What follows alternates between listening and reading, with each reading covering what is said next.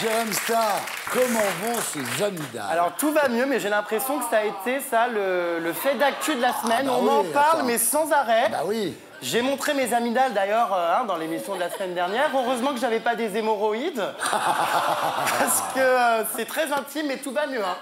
Ah non! Voilà. Dites-moi, Jérém, vous êtes suivi sur Twitter par Florian Philippot. Oui, j'ai pas compris ce qui s'est passé. Mais pourquoi? C'est vrai que alors, ça a été quand même une semaine aussi très agitée sur Twitter suite à mes déclarations sur les djihadistes de retour ou non sur le sol français. J'étais très fier de toi. Oui, on a vu On ça. sent l'influence Goldnadel. Ouais, et je me suis fait récupérer. Voilà, S'il par n'était pas tout le déjà monde. marié, je l'épouserais. Je suis devenu l'égérie des identitaires, la mascotte Le français de souche. de la fachosphère. Ouais, alors est-ce que c'est parce que je suis blond, yeux bleus? Peut-être que je lui plais, mais je suis déjà maqué, désolé. Ah merde. Vous dites que vous êtes maqué, mais vous n'étiez pas sologame il y a 15 jours? Si, non, mais attends. C'était une illustration de reportage. Ah. Ça n'est pas légal. C'était du fake. Dieu merci, je Il me s'est rendu fais, compte que tout seul, c'est quand même pas C'était aussi une fun farce. qu'avec un partenaire. C'était une blague potable. Finalement, c'est bigame. Attends, pour Gilles, on est soit sologame, soit bigame. Mais il y a aussi monogame. Hein. Non, je connais pas. Il y a aussi polygame. Alors, Absatou, qu'est-ce qui s'est passé alors? Ben, j'ai vécu l'aventure Danse avec les stars avec beaucoup de plaisir. J'ai vécu des danses extraordinaires. Et puis, comme dans toute aventure, tout a une fin. Ça, c'est ce que TF1 vous a demandé de dire, mais la Non. vérité, c'est quoi? Non, j'ai fait un Bollywood, j'étais Ils très t'ont heureuse. payé combien mais pour dire non, ça? Arrêtez. Moi, en tout cas, j'en ressors. Je suis une autre femme. J'ai appris à être féminine, à danser, à me lâcher. J'ai vécu l'expérience avec mon homme. Ça a été génial. On pourra raconter ça à notre petite fille. On dirait un club Voilà. échangiste, tu es en train de parler. Non, c'est pas un club échangiste. Très bizarre. Et voilà, et en plus, je trouve que je sors sur une danse plutôt sympathique où je me suis éclatée. Mais pour moi, l'aventure s'arrête là. Mais la vie continue et j'ai toujours été comme ça. Je vois que vous prenez ça avec philosophie. C'est très bien. Alors, cette semaine, c'était Halloween. Enfin, il y a des tas de célébrités qui se sont déguisées. On va voir si vous les reconnaissez, donc. Jérém Qui Star. est-ce? Qui est avec vous, Jérém Star? Ah, ce sont deux candidats de télé-réalité, dont une qui a opté pour un make-up qu'on pourrait appeler massacre de la chirurgie. Ouais. Mais c'est Qui, dans la assumé. télé-réalité, est un pléonasme. Ouais. Ça, c'est qui? Oula. Ah, ça, c'est Natacha Polony, non? C'est pas Jean-Luc Non. Lahaye? J'allais dire Jean-Luc Ah, Lahaye. c'est la dame de On n'est pas couché. Non. C'est une Céline énorme- Dion, c'est Céline Mais Dion. bravo! Bravo, Raquel Garrido. Céline avec les jumeaux. Bah oui, donc. On continue. Photo numéro 3, facile. Ah, c'est Neymar. Oui, bravo. Celle-là, j'adore. C'est Shining. Ah, c'est Kevin Costner. Non. Bruce Willis. Ah, c'est Oui. Bruce Willis. Bruce Willis, avec un ami producteur, bravo. Attention, on continue. Ah, c'est Trudeau. oui. Justin Trudeau. Justin Trudeau. Eh ben, en même temps, il n'est pas vraiment déguisé. Il est arrivé au Parlement comme ça. Continue, là, c'est beaucoup On plus met du compliqué. temps. Je me demande si c'est pas une Il question. faut Tu veux reconnaître reconnaître qui. l'enfant Il ou... faut reconnaître le qui couple. est l'homme, qui est la femme. Voilà. Là, parce que là, il y a Mimi Mati, mais après, le reste... Ils sont français ou pas? Non, c'est un Américain, c'est un chanteur américain. Et elle est connue Ah oui, aussi, sa femme Timberlake. Ouais, C'est bon. avec Jessica Biel. Gagné. On continue. Ben, ça, c'est facile. Adèle. Adèle, bravo Absatou. Et maintenant, des gens qui n'ont pas besoin de se déguiser pour Halloween. Voilà.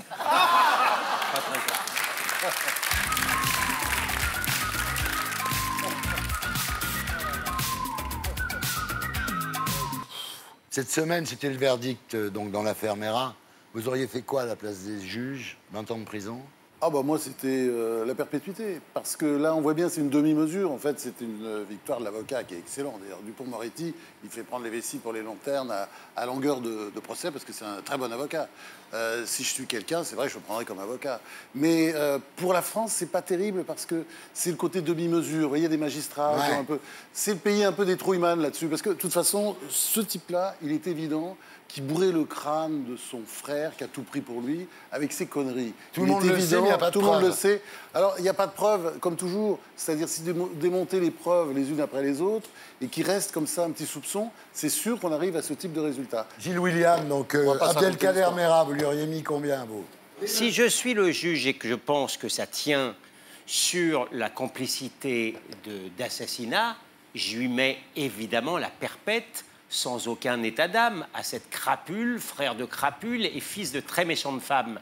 Cela étant, contrairement à ce que dit Franz Olivier, je pense que la France ne s'est pas du tout désavouée dans cette affaire. L'opinion publique, contrairement à ce que dit Dupond-Moretti, n'a pas été acharnée. La presse que vous lisiez disait que ça ne tenait pas forcément. Au niveau des preuves sur la complicité de terrorisme, la France s'est grandie dans cette histoire. Alors bien sûr qu'à titre personnel, quand je pense aux militaires chrétiens et musulmans qui ont été tués... La petite qui avait la tétine dans la bouche et qui l'a flinguée à bout portant. Et quand tu vois... Quand je pense à la petite fille que l'autre ordure a été cherchée par les cheveux, pour lui mettre dans la tête, comment voulez-vous que je ne sois pas en colère? Mais en même temps, c'est un avocat qui vous parle. Pardon, l'avocate générale qui a requis dans cette affaire, elle a été formidable. Elle s'est battue, si j'ose dire, comme une belle diablesse. Elle a requis la perpète. Je n'en veux pas du tout à la justice française. On verra ce qui se passera après. De toute manière, il va croupir au moins, au minimum, 10 ans dans les geôles de la République. C'est mieux que rien. Et il va être dehors dans 6 ans. Ouais. Natacha. Il ne va pas être dehors dans 6 ans parce Pourquoi? Parce que heureusement, il n'y a plus de remise de peine automatique. Il y a une peine de sûreté qui a été requise qui est de 2/3 de la peine, donc 12 ans. Donc ça veut dire qu'à partir de là, il a déjà fait 5 ans, donc il reste 7 ans. Et au bout de 7 ans, on va examiner tous les ans en demandant l'avis des familles des victimes, en demandant l'avis des avocats. Donc normalement, il y aura comme bien les juges un sont pas psychiatre de gauche pour dire qu'il faut qu'il sorte. Hein. Je pense qu'on a quand même un petit peu compris certaines choses. Et je pense surtout que la question, est-ce qu'en droit, on pouvait avoir la preuve qu'Abdelkader Merah savait ce qu'allait faire son frère? Donc les juges ont essayé de juger au mieux, c'est-à-dire qu'ils ont donné la peine maximale pour ce pourquoi ils avaient la preuve. La question, c'est est-ce que la loi française doit évoluer pour permettre de choper un mec comme ça, c'est-à-dire un mec qui explique ouvertement que la loi de la République, il n'en a rien à foutre et que sa loi à lui, la loi de son Dieu, vaut plus que ça. C'est ça la seule question à nous poser aujourd'hui. Parce que les juges ont fait ce qu'ils avaient à faire. Ils ne pouvaient pas tellement faire mieux. On aurait pu, évidemment, estimer qu'avec l'intime conviction, ils pouvaient pousser jusqu'à la complicité d'assassinat. C'était pas évident. Donc la question à nous poser, à nous citoyens, c'est qu'est-ce qu'on fait aujourd'hui? Est-ce qu'on estime qu'on tolère que dans notre pays, des gens expliquent ouvertement et avec une forme de prosélytisme affirmé que la loi de la République, ils s'asseyent dessus et dans ces cas-là, la mère de Mohamed Merah et d'Abdelkader Merah, de ce point de vue-là, est quelqu'un qui pratique un prosélytisme et qui tient un discours qui est absolument inacceptable. Est-ce que la République peut accepter face à ça? Qu'il y ait des gens qui considèrent qu'il y a des lois au-dessus de la République? C'est tout le problème. Bah non, mais non, ça, y a pas de voilà. problème. Non, je pense que, y a mais pas de moi problème. je pense que non. Mais nous devons avoir un débat démocratique là-dessus et nous devons discuter pour aller au bout de ce sujet-là. Raquel Garrido. Bon, moi d'abord, je suis contente d'être dans un pays où on juge les criminels. Parce que l'avènement de cette ère maintenant du terrorisme djihadiste a fait que la plupart, compte tenu de leur mode d'action, en fait, les pires criminels, en général, meurent dans leur action. Et là, pour une fois, on avait dans notre pays la possibilité de juger quelqu'un qui n'est pas... C'est pas Mohamed Merah, c'est son frère. Je trouve finalement ça assez sain que les juges, s'ils ne considèrent pas avoir la preuve de la complicité d'assassinat, aillent jusqu'au bout de la loi et rien que la loi, parce que, dans le fond, on a besoin d'envoyer un message à tout le monde, c'est que notre République, notre civilisation, elle domine. On n'est pas aspiré dans la monstruosité, on n'est pas aspiré dans l'œil pour œil, dent pour dent, on n'est pas aspiré dans la sauvagerie. Tant que ça ne nous coûte pas notre civilisation, on est d'accord. J'aime ça. Là, je vais être catégorique encore une fois. Bon, voilà, on connaît la valeur de l'acte terroriste, mais la vraie question, c'est quelle est la valeur de la complicité? Alors là, on joue sur les mots, il n'a pas été reconnu comme complice, mais c'est une certaine forme de complicité. Et pour moi, la complicité est aussi grave que l'acte en lui-même. Donc j'aurais tendance à dire 20 ans, c'est pas assez, la perpétuité, mais la perpétuité, j'ai pas envie de donner mon argent pour payer les cafés, l'électricité de ce mec. Donc encore une fois, il aurait dû être buté. Envoyé dans un pays comme l'Irak ou la Syrie. Mais normalement, nous, on en a quelque chose à foutre de la vie. C'est ça la différence fondamentale entre eux et nous. C'est que lui, on n'a rien à foutre de la vie. Enfin, non, mais on n'est pas toute une chose, Raquel, c'est qu'à Nuremberg, qui était un beau procès, Hein, je défends ce procès de Nuremberg. On les a pendus. Sur les nazis. On les a pendus. Et on a jugé aussi les théoriciens. Oui. Hein, les théoriciens qui disaient, bah non, c'est pas moi, j'ai écrit, etc. Pareil, parce qu'ils avaient formé tout ça. Et ce type-là, c'est un nazi, et c'est illégal de ces théoriciens nazis qui ont été condamnés à mort et pendus à Nuremberg. Il est végétarien, mais il dévore les politiques. Franz-Olivier Gisbert. C'est la France. Ouais. Pas de zone libre ce soir, vous allez commenter ce que font les autres, quoi. Ouais, exactement. Dites-moi, alors, j'ai votre nouveau sampleur, là. Ouais. On m'appelle Simplet, l'innocent du village. Doux comme un agnelet. Doux comme un agnelet. C'est l'un des plus grands plaisirs que vous pouvez bien me faire, parce que moi, je passe. Vous voulez qu'on regarde celui-là? Ah ouais, parce que j'adore Fernandel. Alors, c'est pas moi qui fais ces cadeaux-là. Que j'ai un gros faible pour Bourvil, mais prenez l'un ou l'autre alternativement. Ce sont deux génies. On m'appelle Simplet, ça vous va très bien, je trouve. Attention, Natacha Polony. Allez, on y va. Vous nous parlez de quoi cette semaine, Natacha? Non pas du made in France, mais du fabriqué en France. Voilà. On va acheter français, c'est-à-dire qu'on va sauver les emplois et on va du coup payer moins de charges pour rembourser des chômeurs. C'est formidable. Natacha, moi je reste attaché. Pour détourner un avion, il faut être dedans. Elle est là, Raquel Garrido. Pareil, vous, tranquille. Pas de zone libre. Non, ce soir, je réfléchis. Vous interviendrez sur ceux des autres, en tous les cas. Avec grand plaisir. Alors, on a votre nouveau sampleur à vous aussi. Dans les balles populaires, les Raquel du samedi, du bleu sur les paupières, on tourne elle tourne aussi. Même du comptoir, nous on n'ose pas. Elle est géniale. Elle est géniale. Elle est très bien. Les Raquel, évidemment, il est question de Raquel. Les balles populaires, Ah ouais. merveilleuse chanson de Sardou que Sardou lui-même n'aimait pas en fait. Oui, moi j'adore cette chanson. L'avocat qui se défend très bien lui-même. Vous allez faire quoi cette semaine alors? La christianophobie et la défense de la Sainte Croix. Ah, on est content. C'est tout un programme. On a votre nouveau sampleur, mais je trouve qu'il ne va pas du tout. Mais on va quand même l'écouter pour vous faire plaisir. On rigole. Ah, enfin. Ah, vous lui cédez tout. Vous lui cédez tout. Ça lui va tellement pas. Ah non. Non. Remettez-moi le vrai sampleur.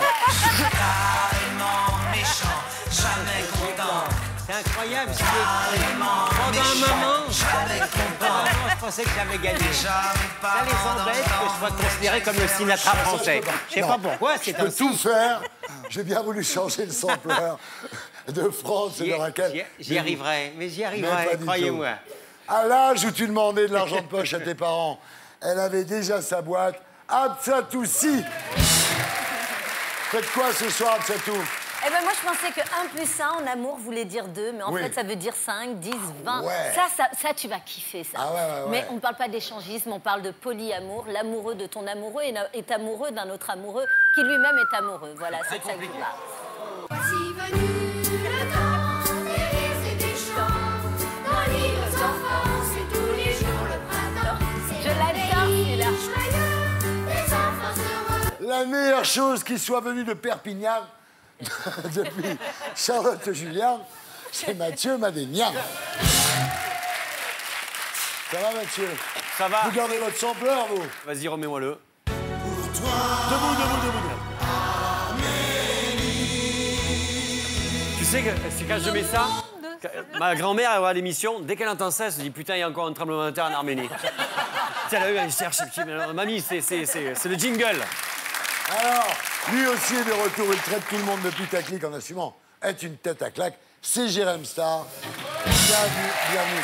Vous nous parlez de quoi cette semaine, les amygdales? Alors non, les amygdales vont mieux, hein, tout va bien. Je suis parti rechoper froid, pour le coup, dans un château. Un château hanté. Ah oui. Alors vous allez voir, je ne croyais pas du tout à ces conneries, on développera plus tard, mais c'était un peu flippant. Je pensais que Raquel Garrido sans maquillage, c'était effrayant. Mais le château, c'est pire.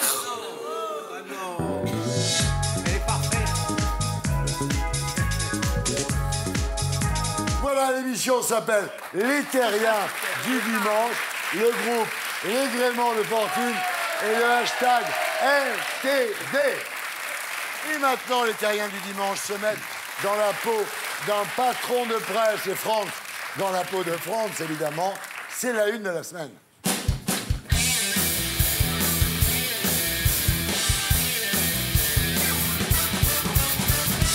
Alors, quelle est votre une de la semaine? On commence avec Absatou Si. Alors moi, c'est quelque chose que j'ai repéré sur un site qui s'appelle L'Important, qui est génial. En fait, c'est les heures de zen qui remplacent les heures de colle à l'école. Voilà, je trouve que c'est absolument génial parce que tous les enfants ne vivent pas la même vie. Certains enfants ont des vrais problèmes sociaux, d'autres des problèmes d'anxiété, de stress, d'autres de concentration. Et plutôt que de sanctionner l'élève à chaque fois en lui mettant des heures de colle, ce qui peut rendre plus furieux, donner plus un sentiment d'exclusion. Moi, je me souviens à l'école, j'étais punie parce que j'avais pas mon stylo rouge. J'étais punie parce que j'avais pas pu faire mes devoirs, mais ils savaient pas pourquoi j'avais pas mon stylo rouge. Mais t'étais punie. Ça se passe à Baltimore. C'est une initiative géniale, mais qui a été reprise par une prof en France à Maubeuge. Ça cartonne. Il faut savoir que l'école à Baltimore qui a fait ça n'a plus jamais eu de problème en fait d'exclusion avec leurs élèves. J'ai trouvé que cette info était géniale. Donc il faut plus punir les criminels, il faut plus coller les mauvais élèves. Non, ça n'a rien à voir. Mais les enfants. Ça participe quand même d'une philosophie. Non, pas du tout. Non, non. On peut punir les adultes comme on l'a dit tout à l'heure. Cela dit, pour vivre à Maubeuge, il faut rester zen. Absatou, pourquoi vous n'aviez pas votre stylo rouge? Parce qu'on était 8 frères et sœurs et quelquefois mon frère en avait plus besoin que moi. Ça y est, là on peut être que d'accord avec vous. Voilà. On a bon cœur. Gilles William Golnadel, c'est quoi votre une cette semaine?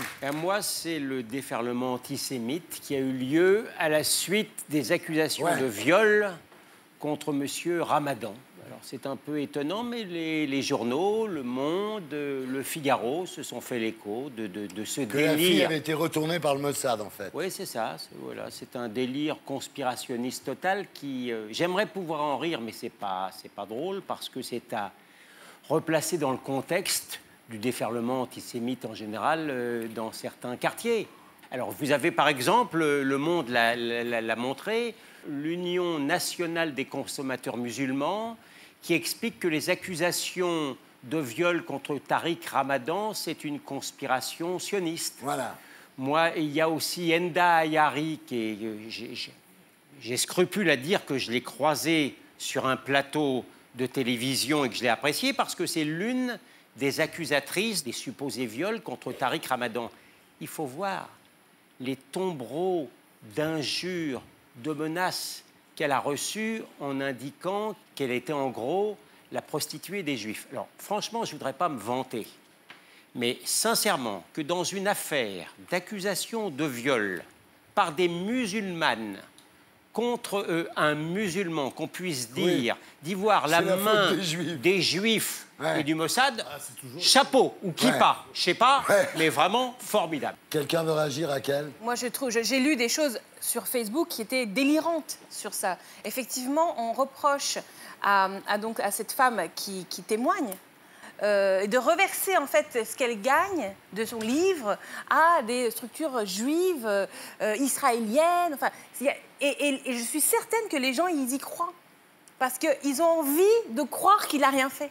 Moi, je suis effarée par la façon dont les gens se construisent en fait des faussetés pour ne pas se retrouver en porte-à-faux. Ils veulent absolument que cet homme soit un C'est pas les gens. Pas les gens, mais il y en a beaucoup. C'est pas les gens. Premièrement, il faut répondre. D'abord, c'est faux, hein, c'est archi faux. Et ensuite, effectivement, il y a un contexte d'antisémitisme qui est abject. La stèle d'Ilan Halimi à Bagneux, encore une fois profanée. Pour parler de Tariq Ramadan, que j'ai bien connu, c'est quelqu'un de très intelligent. Oui. Et c'est quelqu'un qui a beaucoup de charme. Bien sûr. Moi, j'ai longtemps pensé qu'il évoluerait bien. Je me suis trompé. Ça faut le reconnaître. C'est-à-dire que je pensais que c'était quelqu'un qui... D'abord, il avait un énorme potentiel et qui était, qui avait une... Qui était respecté. Il avait aussi une façon de parler absolument remarquable, excellent orateur.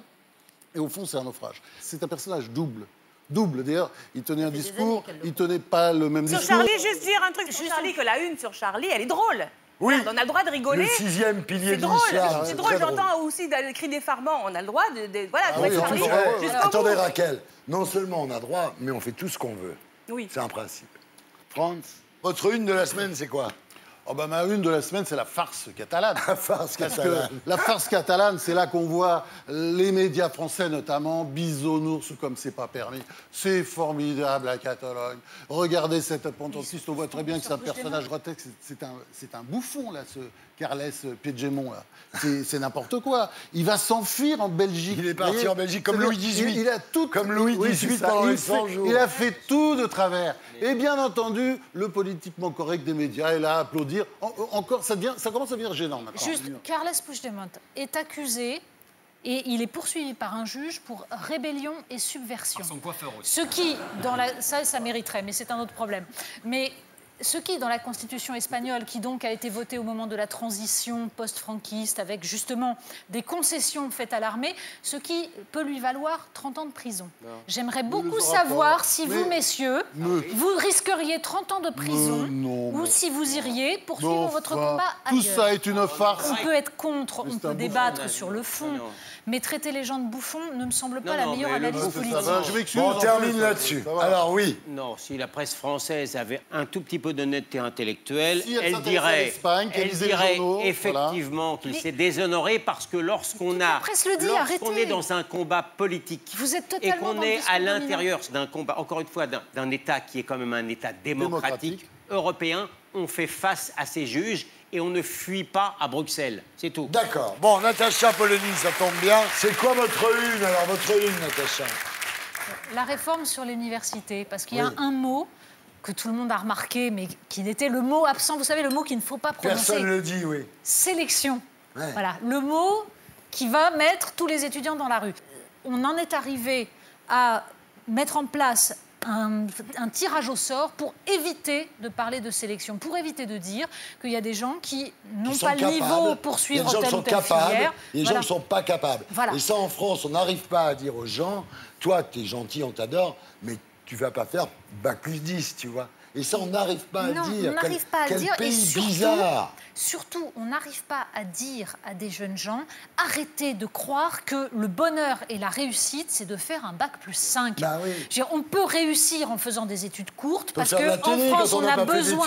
Il reste mais pas la télé. seulement. On peut faire électricien, on peut faire plombier, c'est des métiers formidables. On peut devenir son propre patron. Oui. Et il faut arrêter d'envoyer tout le monde faire des bacs plus 5 en ethno-sociaux. Alors Raquel n'est pas d'accord, parce que Raquel, il faut envoyer tout le monde à l'université, que les universités sont engorgées, que plus personne n'apprenne rien.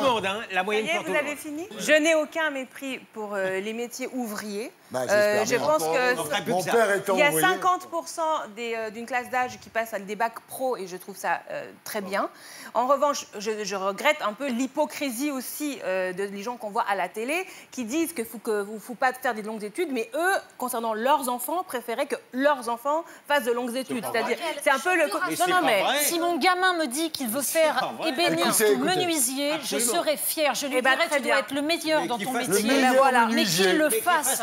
Eh bien, très bien. Ça, je suis d'accord. Mais on a entendu aussi un PDG récemment dire qu'il fallait que tous les gamins aillent en apprentissage, patron de Veolia. Et la journaliste a dit, est-ce que vos enfants iraient en apprentissage? Je dis, ah bah non, les miens. Moi, j'ai fait un bac pro. J'avais envie de faire général. Mes profs me poussaient à faire général. J'ai fait un bac pro secrétariat. Je dirige une entreprise aujourd'hui. J'en suis absolument ravie. Il faut arrêter de dire aux gamins que les bacs pro sont des voies de garage. Top. Attends, après tout. Je vois en tous les cas que les mentalités évoluent. Parce que dans ce pays, quand tu parlais d'apprentissage il y a 10 ans, les gens sortaient la Kalachnikov. Aujourd'hui, on peut dire ce que vous venez de dire. Dans 30 ans, ça sera mûr. Voilà. Alors, Raquel, votre une de la semaine. Budget Macron, sortez vos calculettes. Ça y est, les députés ont voté ce qu'on appelle le volet recettes du budget de la nation. Donc maintenant, on sait désormais à quelle sauce on va être mangé fiscalement. J'ai vu sur le site, par exemple, de France TV Info, qu'il y avait carrément une calculette. On pouvait chacun aller voir, du coup, ce que ça allait faire. Ils ont créé des familles un peu imaginaires, je peux vous dire. Donc, par exemple, une fonctionnaire mère célibataire à 1 400 € par mois avec 2 enfants, elle va gagner, en plus, 60 €. Un couple de la classe moyenne, donc elle à 2000, lui à 2005 ou inversement, peu importe, avec un enfant, il va gagner 762 € en plus. Une retraitée qui est à 1500, elle va perdre 115 €. Un chômeur, il va perdre 60 € par année. Ensuite, le chef d'entreprise avec un important capital, c'est-à-dire qui se verse 15 000 € de salaire par mois, qui a 500 000 € en actions et un bien immobilier à 1,5 million, lui, il va gagner, en plus, grâce à Emmanuel Macron, 3 850 € à l'année. Et encore, ça, c'est une hypothèse basse, parce qu'il y a un professeur de l'université Berkeley qui a écrit une tribune dans Le Monde la semaine dernière, qui a expliqué qu'en fait, dans ces cas-là, le chef d'entreprise, aujourd'hui, il va plus payer 15 000 € de salaire, il va tout mettre en dividende. Pourquoi? Parce que le gouvernement a fait voter ce qu'on appelle une flat tax, 30% sur toutes les valeurs donc, de dividendes, ce qui fait qu'en réalité, il n'aura plus aucun intérêt à soumettre ses salaires à l'imposition sur les salaires qui est plus forte que celle du capital. Et que ça, dit-il, cet universitaire américain, ça peut coûter jusqu'à 10 milliards d'euros au budget de l'État, alors que le gouvernement prétend que ça coûtera 1 milliard et que ce n'est pas dans le budget de l'État ce que ça va coûter, ce cadeau fait aux actionnaires. Excusez-moi. J'ai besoin d'avoir l'avis de Natacha qui connaît ses problèmes. Natacha, c'est vrai ça, tout ça? Oui, c'est vrai. Moi aussi, je connais. Alors là, pour le coup, c'est vrai, bien sûr. C'est le président des riches, alors? C'est le président des très riches. Ouais. C'est pas le président des riches. Parce que ce qu'on appelle les riches, ce sont les classes moyennes supérieures, c'est-à-dire ceux qui ne peuvent pas s'expatrier fiscalement. Donc ceux-là, on n'en a rien à foutre. Ils peuvent payer, puisque de toute façon, on sait que qui paye ou qui ne paye pas, ils ne pourront pas se barrer. En revanche, la question, c'est de faire des cadeaux à ceux qui, si on ne leur fait pas de cadeaux, vont partir. D'accord, j'ai compris. Donc ceux-là, on leur fait des gros cadeaux. Je fais des combinaisons. Parce que si la chef d'entreprise couche avec le retraité, est-ce que ça s'annule? Ou alors, si la fonctionnaire se tape le chômeur? Faire votre une. Alors ma une, après forcément le scandale Weinstein, les affaires sexuelles pullulent. Ouais. Et donc justement, je vais parler de Kevin Spacey, donc American Dirty, c'est ma une de la semaine. Donc cet immense acteur qui a reçu notamment un Oscar pour son rôle dans American Beauty, qui incarne actuellement un rôle principal dans cette série sur Netflix qui cartonne House of Cards. Voilà, il a été accusé d'agression sexuelle sur un autre acteur, Anthony Rapp. Les faits se sont produits en 1986, donc il y a maintenant 31 ans. Et à l'époque, cet acteur avait 14 ans. Aujourd'hui, il a parlé, encouragé forcément par tout ce qui se passe. C'est donc une agression sexuelle sur mineur à caractère pédophile, donc c'est quand même assez grave. Et alors, ce qui est quand même hallucinant dans cette histoire, c'est que Kevin Spacey a jugé bon de s'excuser sur Twitter dans 2 paragraphes remplis de conneries et de, on peut le dire, de faute de communication. Alors déjà, il se souvient plus du tout des faits, il a complètement oublié. Il était bourré. Ouais, alors justement, deuxièmement, il évoque l'alcool comme excuse, comme si le fait d'avoir bu de l'alcool excusait de toucher un mineur. C'est quand même hallucinant d'entendre des trucs pareils. Et surtout, il profite de ses excuses pour faire son coming out. Et un coming out qui détourne l'attention. Alors pour le coup, c'est original, il a bien réussi son coup parce qu'au moins, on a énormément parlé de ce coming out. Mais le problème, c'est que ça fait un amalgame entre homosexualité et pédophilie. Ça alimente cette confusion qu'on a quand même mis des années et des années à éteindre, on peut le dire. Il faut donner une explication, le type. Ouais, enfin, sauf que là, c'est très maladroit. Il a embarqué la communauté LGBT, il s'est un petit peu protégé sous l'arc-en-ciel, alors que la communauté LGBT n'a absolument rien demandé, n'en a rien à foutre de ces histoires. Donc voilà, c'est juste des justifications ça lui a quand même coûté House of Cards. Non, voilà, justement, les conséquences sont terribles. D'arrêter. Je pense qu'il a payé très cher.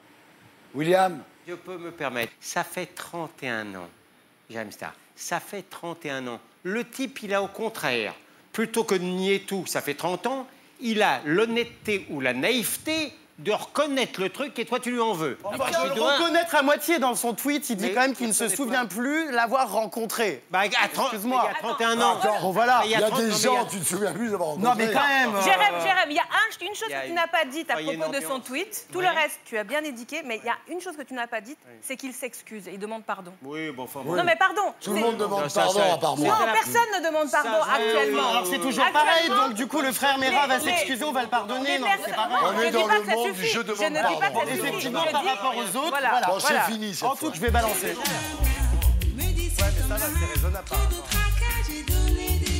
Les terriens du dimanche ont maintenant carte blanche. On passe en zone libre.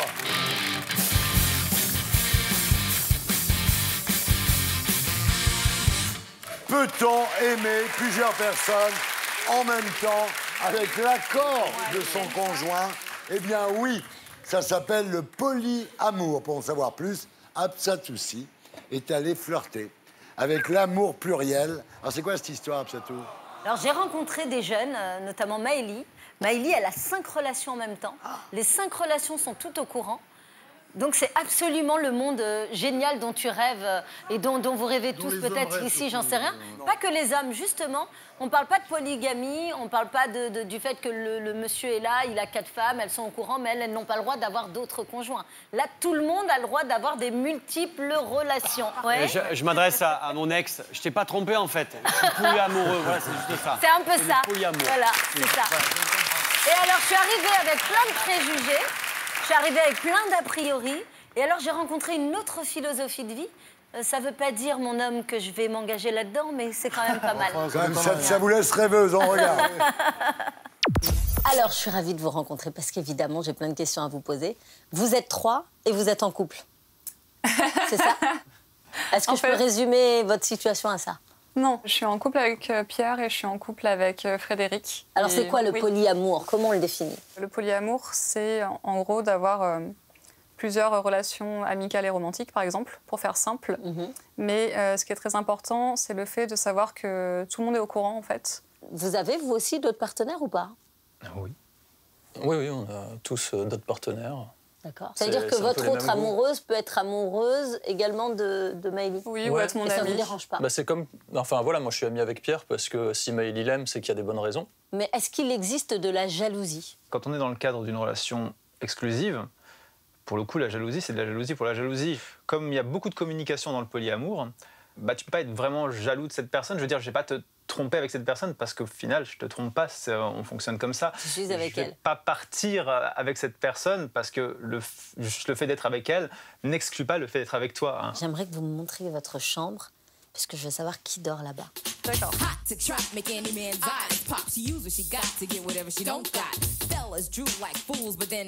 On vous retrouve tout à l'heure.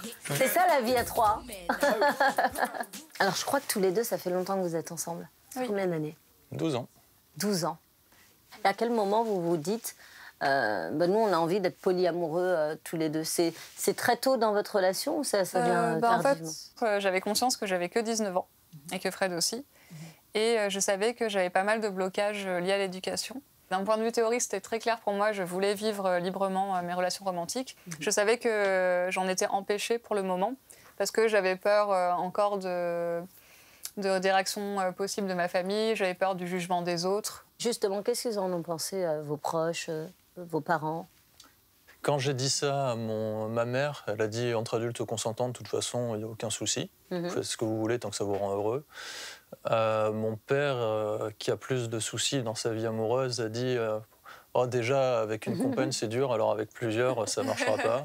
Et est-ce que le polyamour, c'est finalement une solution pour éviter la rupture? Dans le polyamour, on n'a pas besoin de se dire on est obligé de passer à quelque chose d'autre, et puis si la relation n'est pas top, vaut mieux la mettre fin pour espérer avoir quelque chose de mieux. Vous avez tous plusieurs conjoints. Est-ce que le désir sexuel est égal pour l'un ou pour l'autre? Typiquement, dans une relation exclusive, si on est attiré par une personne et qu'un jour on est attiré par une autre, on n'est pas attiré par les mêmes choses de toute manière. Là, c'est pareil pour les relations. De l'espace d'un moment à un autre, on peut être attiré de manière différente par une personne et c'est ce que déclenche en fait la personne chez nous. Alors, vous avez tous plusieurs conjoints. Comment on se sent les soirs où tous nos conjoints sont pris? En règle générale, l'être humain a besoin de temps pour lui aussi, donc c'est plutôt une bonne chose. Enfin, on n'est pas des enfants, on ne fait pas des caprices. Alors, qui dort où ce soir? Maëlie et moi, on dort ici. Oh.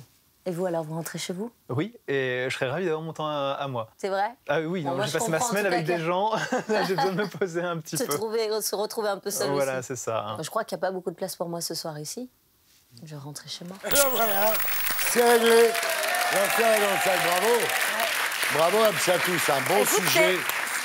J'ai été vraiment surprise, parce que c'est vrai qu'on a tendance à juger, mais c'est quoi la normalité? C'est ce que la société nous impose. C'est vrai. Mais chacun, finalement, vit comme il veut, tant que ça le rend heureux et que ça n'embête pas les autres. Ils n'embêtent personne, ils sont heureux. Pardon, ils ont l'air heureux, là? Ah non, je t'assure. Excuse-moi. Écoute. Là, ça a cassé ma libido. Non. Ça, c'est heureux. C'est quand même mieux.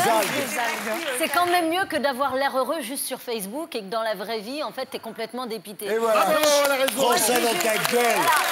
Écoute, vraiment, leur mode de vie est totalement respectable parce que chacun fait vraiment ce qu'il veut. La possessivité n'existe pas, la jalousie n'existe pas tant que ça non plus parce que finalement, il y a une certaine liberté et des règles qui sont instaurées. Tu as l'air frustré, mais je te jure, laisse-moi aller jusqu'au bout. Alors, il y a évidemment un point qui m'a perturbée, c'est quand Maëlie m'explique qu'elle a un agenda très précis pour voir ses conjoints. Là, ça te fait un peu flipper, mais elle t'explique et elle assume que c'est sa façon d'être et qu'elle organise à peu près tout. Mais voilà, moi je dis que c'est comme, tu sais, j'ai fait le sujet sur le naturisme. J'ai trouvé les gens qui faisaient le naturisme tout à fait heureux. Et il n'est pas inquiet, Vincent Cerruti, tous ces sujets. Non, Vincent, il n'est pas inquiet. Il était dans la chambre à côté. Non, Vincent n'est pas inquiet, il n'y a pas de problème là-dessus. Mais voilà, je trouve que c'est quand même bien. Et cette émission, elle me permet de découvrir de nombreux modes de vie. Comment on sait à qui sont les enfants? Eh ben, c'est une bonne question que j'ai posée. Comme dans les communautés hippies à l'époque. Comment ça se passe pour le mariage? Alors, ils ils envisagent d'adopter et de répartir justement les responsabilités. Ouais, donc ça va jusqu'à... Non, mais c'est ça qui est intéressant. Ça va jusque-là. En définitive, ça va jusqu'à lâcher le côté possessif sur ses propres enfants. Si le bébé c'est Alexandra Kollontai, après. Si le bébé a des poils, c'est au barbu, je pense. Mais oui, moi je suis heureuse dans le monde des bisounours. Laissez-moi là-dedans, plutôt que votre monde avec des terroristes. Des méchants partout. Et maintenant, mesdames, messieurs, c'est l'heure des terriens de Tanguy Pastureau.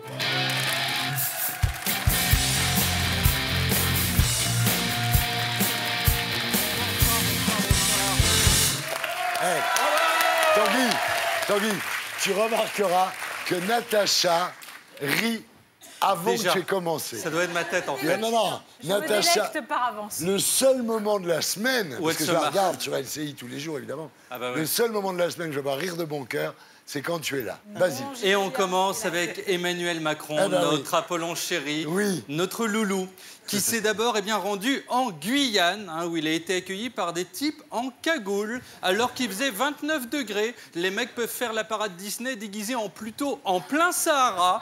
Alors il vient au soleil, à la cool, se dorer la fraise. Résultat, il se retrouve face à des gens cagoulés et musclés qui veulent lui faire mal.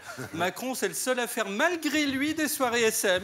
Alors dès son arrivée, il a joué à touche-touche avec un ami. Regardez, je t'ai touché, je te retouche. Ah, salaud, tu m'as eu, hein. Avant, il jouait à Chabit, mais Macron a peur de tomber pour harcèlement.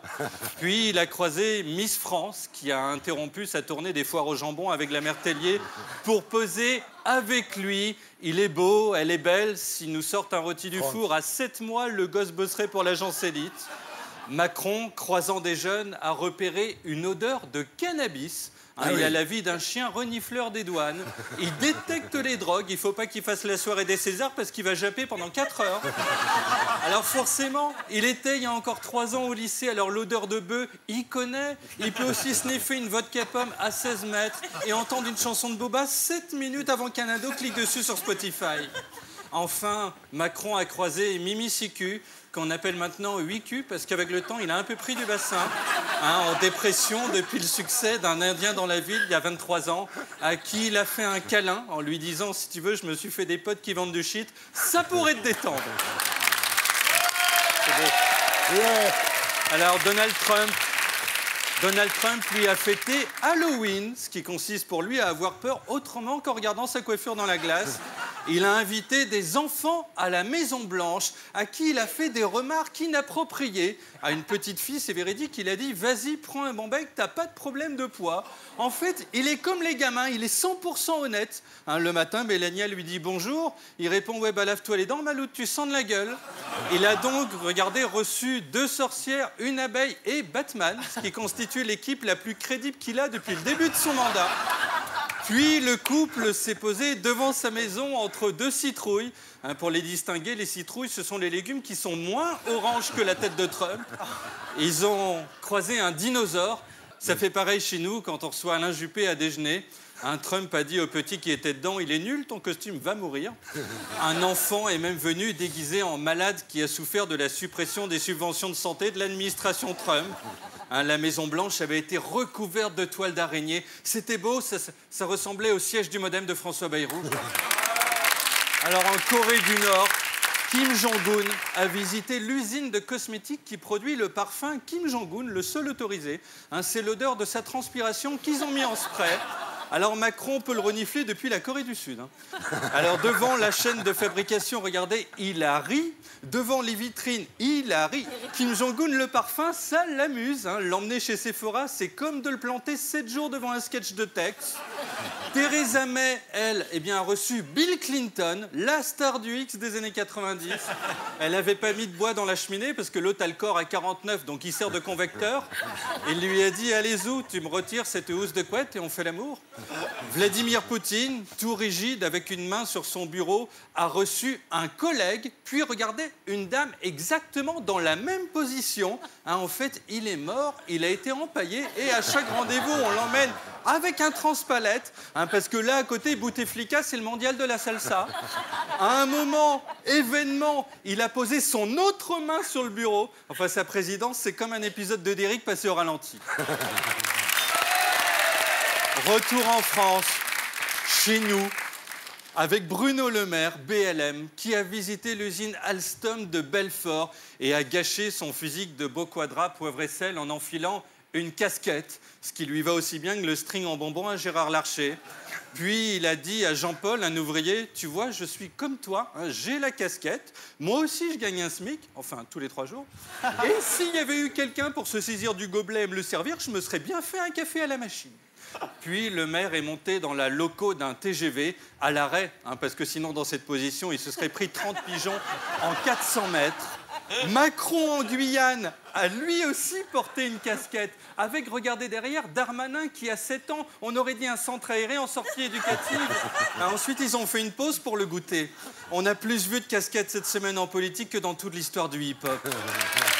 Enfin, Paris Match nous a parlé de la nouvelle vie du couple Hollande-Gaillet. Alors, ils sont heureux, ils font des soirées. Hollande raconte son quinquennat, donc Gaillet se marre.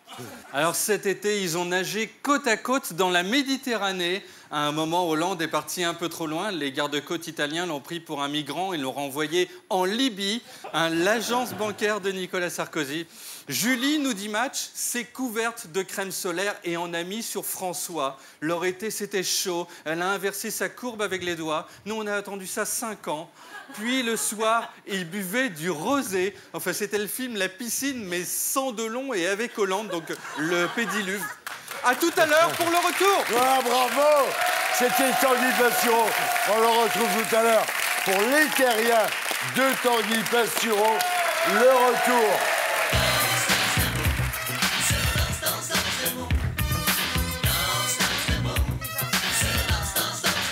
Et maintenant, il est l'heure du Qui suis-je ?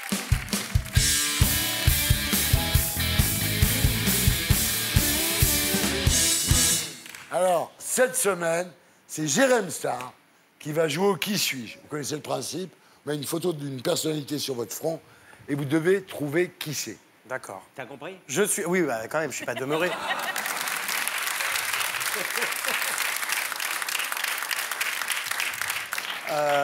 Alors, est-ce que c'est un homme ? Non. Est-ce que cette personne fait de la politique ? Non. Non. Est-ce que c'est une candidate de télé-réalité ? Non. Est-ce que c'est quelqu'un du showbiz ? Oui. Est-ce que c'est quelqu'un qui présente, je sais pas, la Non. météo ? Non. Non. Qui ne présente rien ? Elle présente bien, mais rien.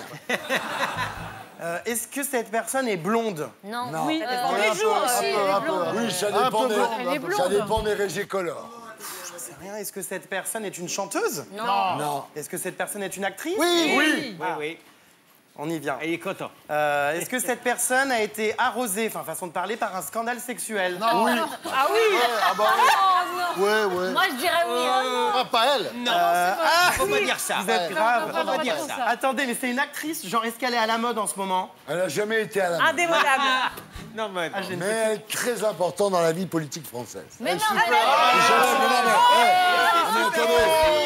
mais moi j'ai des Est-ce qu'elle a été impératifs. prise en photo sur un scooter ? Oui. Julie Gaillet. Bon, tu les gagnes toutes. Mais non, mais j'adore ce jeu, tu sais, je joue à ça tous les week-ends. Et des fois, tu sais, je règle mes comptes, je mets des amis. Est-ce qu'elle est moche ? Oui. Les terriens du dimanche ont maintenant carte blanche. On repasse en zone libre.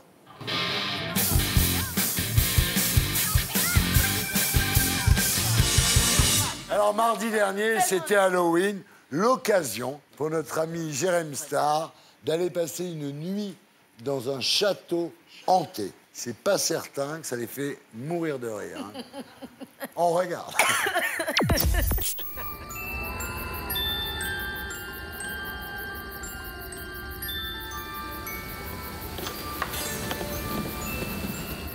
Il y a quelqu'un? Il y a quelqu'un?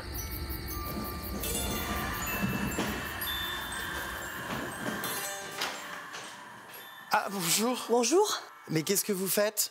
Bah écoutez, je vous ai pas entendu. Ah, bonjour. Enchantée. Donc, vous vivez dans ce château? Oui.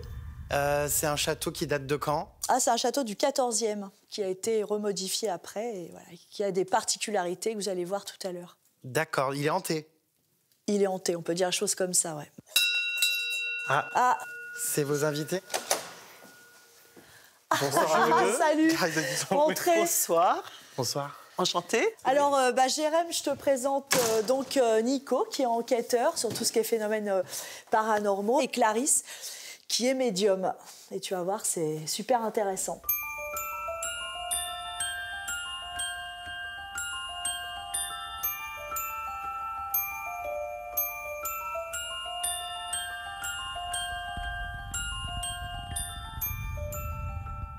Ici, au XVIIIe siècle, il y a un propriétaire de Fougeray qui a tué un huissier. On va essayer, donc, avec Clarisse, de rentrer en communication avec les personnes qui sont là, les gens du château. Non, mais attendez, mais vous faites quoi, là? Là, j'éteins, parce qu'on va faire ça dans le noir.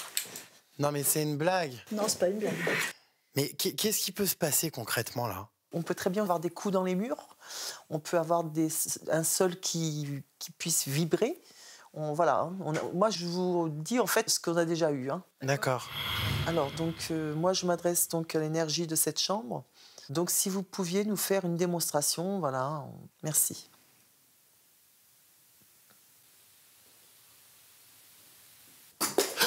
Ça y est, premier truc. C'est pas vrai? Bah si, je te le dis, moi. Mais oui, mais il y a un truc qui est tombé derrière. C'est quoi? Non, mais vous rigolez, pas, là. Il y a quoi? Il y a rien. Il y a un truc qui est tombé, mais juste derrière le lit. C'est quoi? C'est ça. Tu sais ce que Oh c'est? putain, c'est pas possible. C'est quoi ce truc? C'est dans la cuisine, c'était dans la cuisine, ça. J'en ai deux comme ça. Donc si l'autre est en... cuisine au rez-de-chaussée. Ouais, il vient de la cuisine au rez-de-chaussée. C'est vrai que c'est compliqué parce que même pour nous, on cherche des explications qu'on ne trouve pas. C'est un porte-photo. Quoi? Attendez, petit problème de son. Attendez. Qu'est-ce qui se passe? Alors ça peut arriver aussi. J'ai mon micro qui grésille là. Ça peut arriver, ça. Très bizarre, ça module et j'ai... Ouais, il y a une interférence sonore et j'ai aucune idée d'où elle vient. Que les batteries, de toute façon, ici, se désagrègent assez facilement. Quand là, c'est ça. Et fais voir cet objet-là qui est tombé. Tiens. Donc c'est ça? C'est ça, ouais. C'est ça. Et c'est ça, quoi? c'était dans la cuisine. Ça, c'est un porte-photo. Tu le poses et tu mets une photo. Punaise. Heureusement que c'est pas un renard qui nous tombe dessus ou une machine à écrire, hein, parce que... Ah bah une machine à écrire. Une machine à écrire. Oui, c'est pourquoi pas, hein. Moi, je panique un peu parce que, je sais pas, j'ai l'impression qu'il y a quelque chose qui va me sauter à la tête. Oh là là, il y a des ondes bizarres. Non, mais ça me fait trop peur, moi. Hein. Je sais pas, là, Oh putain. C'est quoi? C'est quoi? Il y a un truc qui m'est tombé près de la jambe, je te jure. Bah ouais, mais c'est quoi? Regarde je sais par pas. terre. Ah merde. Bah ouais, mais attends, comment mon téléphone peut être sorti de ma poche? Il était dans ma poche, il est tombé par terre à mes pieds. Ouais, parce que des fois, ça peut arriver, hein. Bah, on a pris quelque chose dans ma poche. Ben, c'est pas donc maintenant, si les fantômes sont pickpocket, enfin merci, quoi. Alors, on va rester là. Oui, c'est sûr. C'est une blague. Quoi? Je sais pas, il y a un truc qui vient de tomber là. Mais c'est une blague. Laissez-moi passer, s'il vous plaît. Oh, oh là là. C'est ce livre qui vient d'être jeté. Donc ça vient d'ici. Oh là là, quelle horreur, c'est cette pièce derrière. Bah là, c'est la Toussaint. Bah évidemment, la Toussaint, c'est demain. Punaise, la Toussaint. C'est marqué en gros la Toussaint, et quand on prend l'autre côté, bah c'est marqué le jour des morts. C'est fou. Moi, c'est sûr et certain que je ne dors pas ici. Parce que franchement, entre ce livre, l'objet à l'autre fois dans la chambre, enfin tout à l'heure... Oh non, non, je peux pas, moi.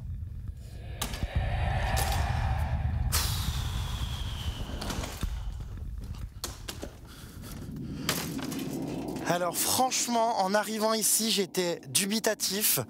Mais j'invite vraiment tout le monde à passer une soirée dans ce château pour se rendre compte de ce qui se passe réellement. Parce que pour le coup, il faut le vivre pour y croire. Et le moins qu'on puisse dire, c'est que là, je suis très content de partir. C'est très très flippant. Oh non, non, non, non, non, non. Non, non, non. Ah, ah, ah, on rallume, on rallume. On rallume. Arrête de me faire du pied. Ah, j'ai eu peur. Ah, vous n'avez pas dormi dans le château, en fait? Non, bah non. Je ne savais pas si c'était une entreprise touristique ou si c'était vraiment réel. Donc effectivement, on s'est foutu dans le noir. J'ai évolué dans les pièces et je peux vous garantir, si vous n'y croyez pas, je vous donnerai raison parce que j'y croyais pas non plus avant.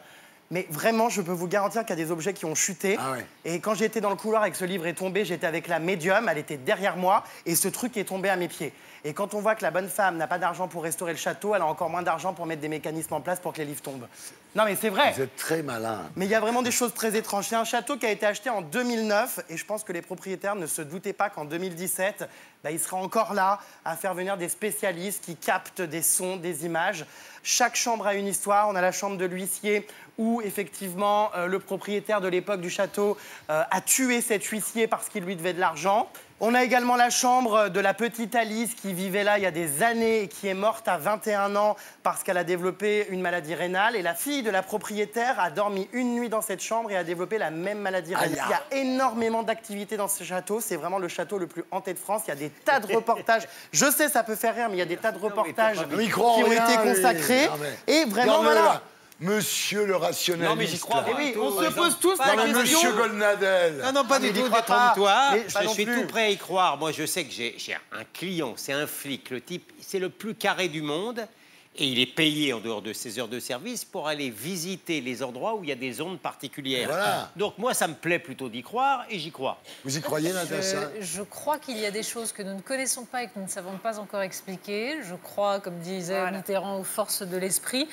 Pour autant, je ne crois pas aux fantômes. Raquel, vous y croyez, vous? Là, dans le cas d'espèce, je ne suis pas hyper convaincue par le sujet. Je trouve ça intéressant quand même comme source de financement du patrimoine, puisque Stéphane Bern actuellement a été voilà, la bise à Stéphane, il est chargé par le gouvernement de trouver des sources de financement justement pour faire vivre le patrimoine. Bah, visiblement, ces gens ont trouvé une bonne astuce. Non. Je pensais qu'on allait me consoler, tout le monde se fout de ma gueule, je suis excédé. Moi, j'avais... non, mais... Déjà, il y en a une à Paris, de Maison Hantée, ça s'appelle Solferino. Quand vous passez, vous voyez Cambadélis derrière. Il y a des gens qui l'ont vu.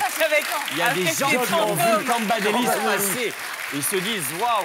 Non, moi, j'ai une histoire. C'est les zombies, c'est des morts vivants, ça. Je vous jure, c'est vrai. J'en parlais à Thierry. J'étais dans la maison de ma grand-mère et il y a 2 ans de ça. Et, et en pleine nuit, je me réveille et je vous jure, je vois au pied du lit ma grand-mère passer comme ça.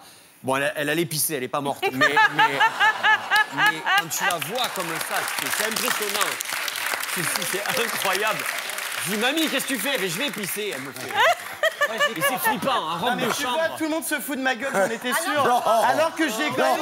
Mais bien sûr que si. Alors que j'ai quand même vécu des choses terrifiantes. Et c'est quand même la question qu'on se pose tous. Qu'est-ce qu'il y a après la mort? Est-ce qu'il y a des âmes prisonnières? Il y a quand même des spécialistes qui ont enregistré des voix d'une petite fille qui dit « Qu'est-ce que vous faites là ?» Bon, non mais avec cette voix, on n'y croit pas. Monsieur Polanski, encore une fois. Non, mais encore une fois, c'est flippant, vraiment. Mais voilà, tout le monde me prend pour un pouvoir.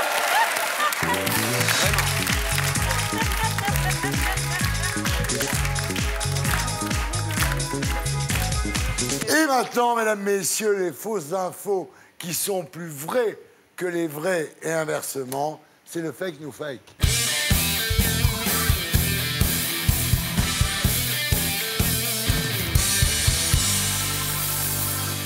Les chroniqueurs vont-ils arriver ce soir à battre la prod une nouvelle fois? On va voir. Merci pour une nouvelle fois. Ah, bah, bah. Tout le temps. Il existe de la nourriture végane pour chiens et chats. Vrai ou faux? On regarde. Être végane, un régime alimentaire de plus en plus populaire, jusqu'aux animaux de compagnie. C'est le cas de ce couple. Bonjour, bienvenue. Chez elle, pas question de manger des produits d'origine animale, et ça vaut pour tous les habitants de la maison. Nous avons 2 chats, Biscotte et Oui, qui sont véganes comme nous. Nous avons une hygiène de vie. Nous sommes obligés de l'imposer à nos chats parce qu'on ne peut pas leur donner de viande ni de choses animales à manger. C'est impossible. À la clé de ce régime alimentaire, un chat en meilleure forme selon elle. À partir du moment où on a changé leur alimentation, tout a changé. Du tout au tout. Hein. Puis elle est heureuse, elle joue plus. Parce qu'elles ont quand même 10 ans. Elle est plus coquine. Hein. Elle est plus coquine, ça c'est vrai. Vous voulez que je vous montre ce qu'elle mange? Alors voilà ce que je leur donne. Ce qui est génial, c'est que les croquettes, il y a vraiment plein de protéines dedans, des protéines végétales bien sûr, de pommes de terre, de riz. C'est un cocktail magnifique pour eux, quoi. Ces propriétaires sont sûrs de leur choix, mais la pratique inquiète parmi les vétérinaires. Ce régime vegan peut-il vraiment convenir aux animaux? Cela peut représenter un danger de faire suivre un régime vegan à ces animaux. Un animal de compagnie comme le chat, par exemple, a besoin de vitamine A et D d'origine animale. Autrement, si vous lui donnez des nutriments d'origine végétale, il ne pourra les assimiler convenablement. Le véganisme est aujourd'hui un effet de mode qui va à l'encontre de cette physiologie carnivore de nos animaux, qui doivent donc être nourris en tant que tels avec des nutriments d'origine animale, tout simplement. Alors prudence, avant de bouleverser l'équilibre alimentaire de vos boules de poils, informez-vous. Voilà, alors est-ce que c'est vrai? Est-ce que c'est faux? Fake, no fake? Est-ce que vous donnez votre langue au chat? Natacha Polony. Il y a le fond et la forme. Sur la forme, je trouve que la vétérinaire en fait un petit peu trop sur la forme. Donc Je l'ai vu dans Julie Lescaut, la vétérinaire. je trouve ça un petit peu louche. Sur le fond, la connerie étant absolument sans limite, ça pourrait être possible. Pour autant, je n'y crois pas. Et je vais dire faux, même si j'adorerais voir des végans être condamnés pour maltraitance sur animaux. Je trouverais ça merveilleux. Mathieu. Moi, je suis persuadé que le reportage est faux. Mais je crois que c'est possible que les chats mangent vegan. On les voit, tu sais, ils sont là, ils veulent se suicider. Tu vois, ils tombent pas sur leurs pattes. Ils sautent et ils tombent comme ça. C'est comme les polyamoureux. C'est exactement Genre, ça. Les chats véganes. T'imagines les souris, la belle vie qu'elles ont. Mon Dieu. Raquel, c'est vrai ou c'est faux? Je suis d'accord avec mes camarades, le sujet est faux. Parce que les comédiennes, ça se voit qu'elles jouent la comédie. Même les chats, c'est des faux. Hein. Même le chat, il a l'air un peu empaillé. Même les chats, on voit que c'est des chiens. Et... Ah, c'est bon, là. Mais bien grimés. Ah, ils sont bien maquillés. Hein. Ah, les maquilleurs, ils sont au top. Par bon, contre, alors, ça, toi, ouais. tu dis quoi? Je pense que c'est fake. Jérém Sarr. C'est vrai qu'elles en font trop, hein, j'allais dire les comédiennes, mais je pense que c'est quand même vrai, parce que moi, vous le savez, j'en ai souvent parlé, ma mère accorde plus d'importance à ses animaux qu'à moi-même. Et elle m'avait déjà parlé de trucs véganes. Et il faut savoir que ce genre d'aliments, c'est autant équilibré que les croquettes carnées qui sont faites de déchets d'abattoir. Donc je pense que c'est vrai, parce que ma mère m'en avait parlé, et je sais très bien que quand elle me parle de ces animaux, c'est toujours vrai. Donc je suis le seul à dire vrai pour l'instant. Absatou. Moi, j'ai pas de réponse. Ah, je terminerai par les deux végétariens. Il y a une loi qui interdit aux Israélites de répondre. Non. S'il y a un règlement, je dis rien. Si c'est légal, je dis rien. C'est de l'antisémitisme. Non, mais c'est simple. C'est banal, hein. Ah oui, on a le droit. Alors vas-y. Écoute, moi je trouve que ça ressemble à une vieille série B, effectivement, c'est mal joué. Mais je crois quand même que c'est vrai. William? Je pense que tout est fou et c'est cohérent. Moi, j'ai une fille ultra végane qui donne à ces carnivores d'animaux de la viande, donc c'est qu'elle ne peut pas faire autrement, donc c'est faux. Donc c'est faux. Franz? Moi, c'est vrai que je trouve ça un peu surjoué et en même temps, je pense que c'est vrai. Parce que quand on est végétarien, on n'a pas envie de donner de la bidoche à son chat. Moi, il m'est arrivé, j'ai une petite chatte qui m'a adopté. Hein. Il m'est arrivé de lui donner du tofu. Vous voyez, juste pour voir, elle adore le tofu. Elle le bouffe. Elle le bouffe. Après, elle est venue chez moi dans mon jardin. Alors là, je vous donne la réponse. Parce que là, c'est très bien. Donc il y a 4 qui disent que c'est faux, 3 qui disent que c'est vrai. Et là où Stéphane Simon est malin avec Nicolas Robida, c'est qu'ils ont fait un sujet volontairement mal joué. Ah, alors que c'était... Vous avez raison. Vous avez raison. Bravo! On a gagné! On a gagné! On a gagné!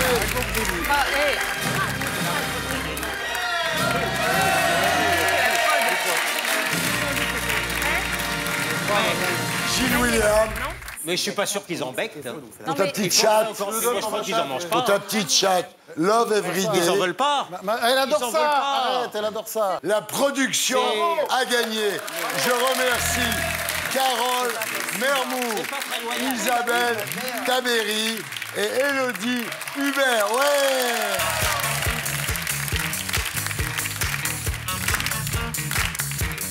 Et maintenant, mesdames, messieurs, on passe au Street Talk de Blacko.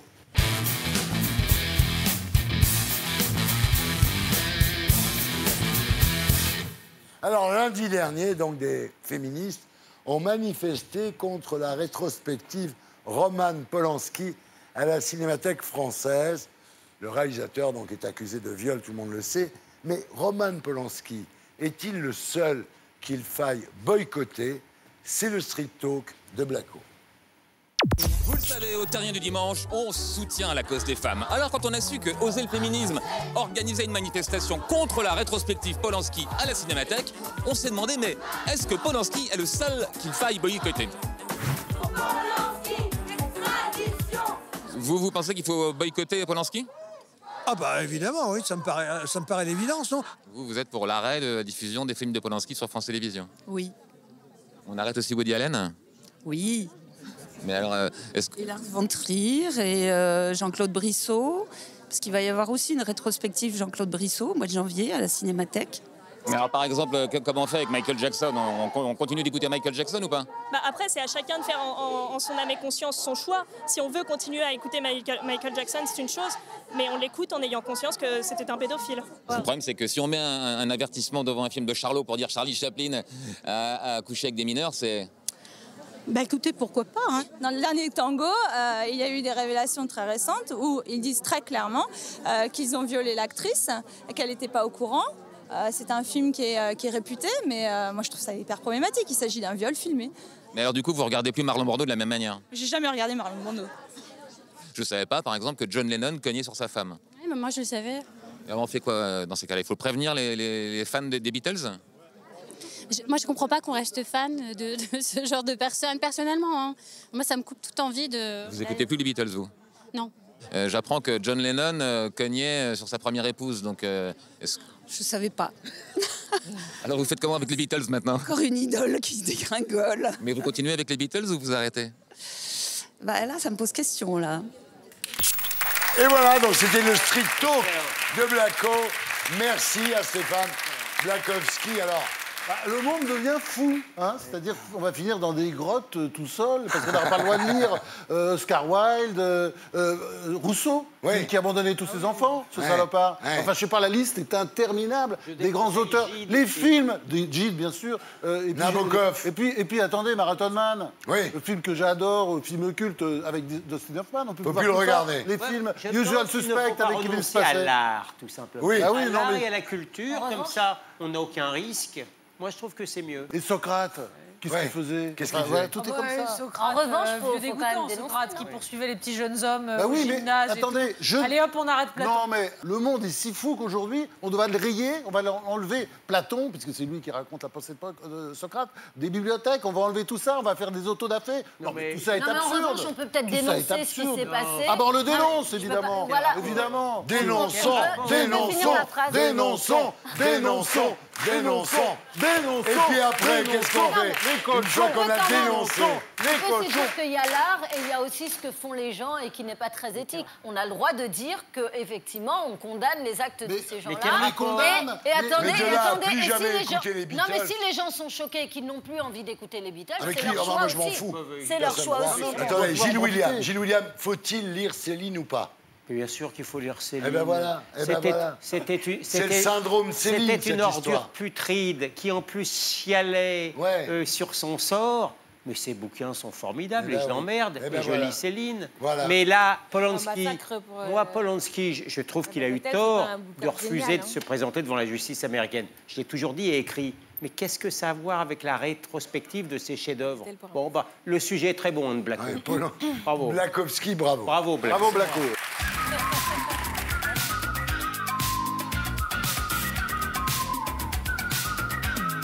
C'était la P2 les terriens du dimanche. On se retrouve après la pub avec les terriens de Tanguy Pasturon. Le retour, la suite.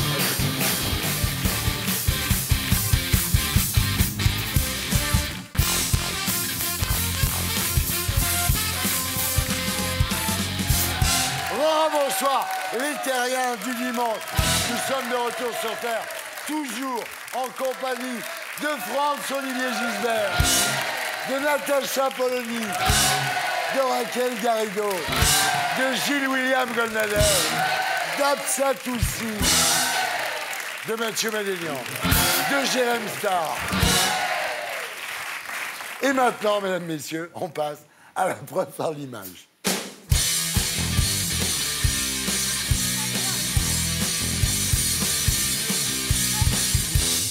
Et voilà. Alors, cette semaine, c'était la Toussaint. L'occasion de penser à nos disparus, parfois même à nos très chers disparus.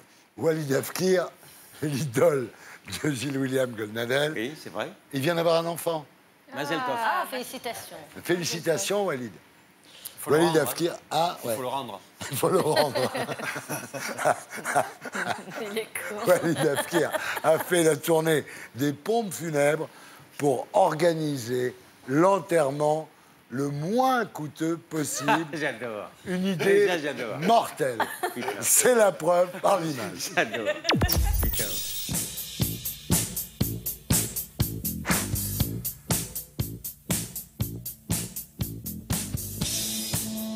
C'était pour un petit renseignement, s'il vous plaît. C'est pour un enterrement. Oui. Voilà, c'est ma femme. D'accord. On ne veut pas trop regarder à la dépense. Ok. Je veux ce qu'il y a de mieux. Donc là, le transfert en maison funéraire, 700 voire plus, ça dépend du transfert. Ça doit être dans les 500-600 euros. 500-600 euros quand même. Ah oui. Le coût moyen des obsèques, c'est 5 000 euros. Ça, c'est le coût moyen. Après, ça peut être plus. On vient d'acheter un Kangoo. Oui. Et je sais pas si on peut le faire avec la famille. Vous ne pouvez pas. Non, c'est un Kangoo 7 places. Oui, mais il faut être homologué, monsieur. C'est le transport d'un corps. C'est très homologué, très respecté. On n'a pas le droit de... Non. Ça, c'est le cercueil le moins onéreux. Vous voyez, on est dans les 700 euros. Vous avez des cercueils, vous voyez, à 3 000 euros, à 7 000 euros. C'est pour ça que je dis... Non, 7 000, par contre, ça, je pense que je pourrais pas. Parce que nous, on a un ami de la famille qui est menuisier et qui fait des très beaux cercueils capitonnés. Ok. Mais c'est un peu un artiste, il travaille beaucoup avec des matériaux de récupération un peu à droite, à D'accord. gauche. Et il s'est proposé de nous faire un cercueil. Est-ce que c'est possible, nous, de ramener notre propre cercueil pour faire des économies? Je vais vérifier avec Merci beaucoup, madame. Merci. Oui, alors attendez, Ouais, d'accord. attendez. D'accord. Toute Je connais économie pas. faite par soi-même, c'est pas des bonnes économies. C'est du vrai marbre? Alors ça, c'est pas du marbre, ça, c'est du granit. C'est pas vraiment pour l'argent, hein. C'est juste que si on voit pas la différence, je vois pas pourquoi. Vous connaissez des pompes funèbres qui font des obsèques à peu près à moitié prix ou... Non, il n'y a pas moitié prix. Ma belle-mère m'a dit que seule chose bien dans tout ce malheur, c'est que c'est tombé à la période de la Toussaint. Donc elle pensait que vous faisiez peut-être des promos, des flash-ventes. On vend du funéraire, on vend pas des... Ok. On vend pas des... Voilà. On fait pas de promo spéciale pour la Toussaint. Des ventes flash, c'est-à-dire que nous, si on peut revenir dans une semaine, si ça vaut le coup, non. On fait pas de vente flash. En fait, on va pas faire de promotion spéciale sur la mort. Ouais. Voilà, le moins cher en termes d'obsèques, c'est de faire une crémation et de disperser les cendres. C'est déjà 700 euros. 700 euros, Déjà, juste pour la mettre dans le four. Ouais, il n'y a pas moins que ça. Voilà, salope. Merci, madame. Jusqu'à la fin, on nous a fait chier. Voilà.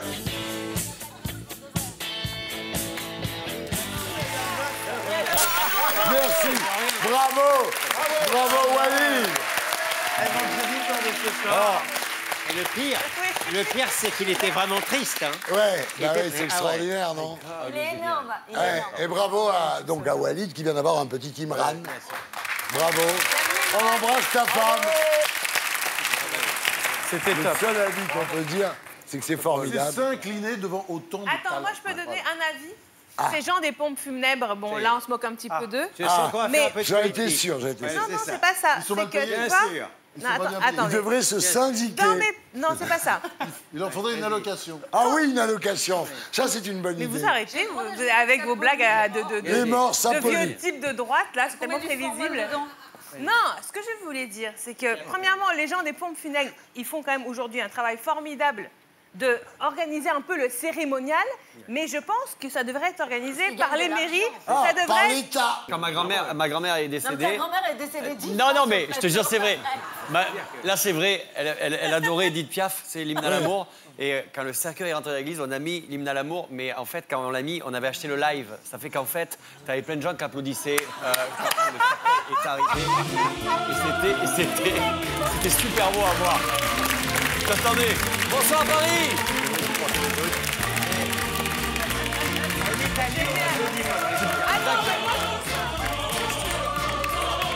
Et maintenant, c'est le retour des terriens de Tanguy Pastureau.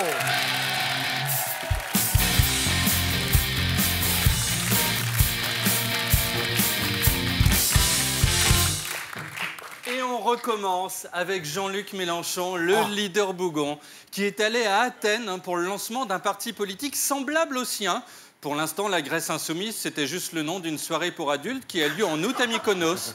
Alors, il a d'abord visité l'Institut français. Il est monté sur le toit et a craché sur les riches en bas qui étaient sapés en Chanel en criant « Tant pis pour vous, vous prenez pour Macron ». Puis, il a fait le trottoir avec le député insoumis Bastien Lachaud, l'antithèse du Gaufret. À eux deux, ils ont récolté 3,20 € plus un ticket resto. C'est la crise là-bas. Ensuite, Mélenchon est arrivé à la soirée. Salut, voilà, bonjour, je te fais la bise, ma petite fêta. Voilà, salut vieux, allez, on s'embrasse. Comme dans le showbiz, c'est Raquel Garrido qui m'a appris. Salut, bonjour, Calimera. Ah non, vous êtes journaliste, allez crever, bande de bâtards. Voilà, bonjour, salut, toi t'as pas de carte de presse, bonjour. Puis Mélenchon est apparu, l'air sévère, avec le poing fermé. Si dans un club un peu hot, un monsieur fait ça, il faut partir si vous tenez à votre intégrité physique. Ensuite est apparu sur écran géant le visage de la personne qu'il aime le plus, celle de droite, et ça l'a reboosté. Enfin a parlé la Mélenchon locale, Zoé Constantopoulou, la dame qui, à cause de son nom, ne peut pas cacher qu'elle est grecque. Même dans un sushi bar, on lui sert de la moussaka. De son côté, le président Macron a fait de la mise en scène. Il va finir par avoir son étoile à Hollywood. Il s'est fait filmer en train de signer une loi avec Collomb et Castaner, les plics et plocs du Centre Mou, qui étaient là en tant que figurants. Ils font leurs heures d'intermittent, tout va bien.